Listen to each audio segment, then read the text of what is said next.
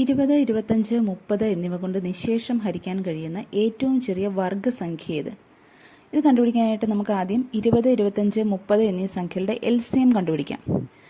3 നമ്പേഴ്സിന് നമുക്ക് 5 വെച്ച് ഡിവൈഡ് ചെയ്യാം. സോ 5 വെച്ച് ഡിവൈഡ് ചെയ്യുമ്പോഴത്തേക്ക് നമുക്ക് 4, 5, 6 എന്ന് കിട്ടും. ഇനി നമുക്ക് 4നെ 6നെയും 2 വെച്ച് ഡിവൈഡ് ചെയ്യാം. സോ 2 വെച്ച് ഡിവൈഡ് ചെയ്യുമ്പോൾ 2, 5, 3 എന്ന് കിട്ടും. അതായത് LCM എന്ന് പറയുന്നത്, അതായത് ഏറ്റവും ചെറിയ നമ്പർ എന്ന് പറയുന്നത് 5 × 2 × 2 × 5 × 3.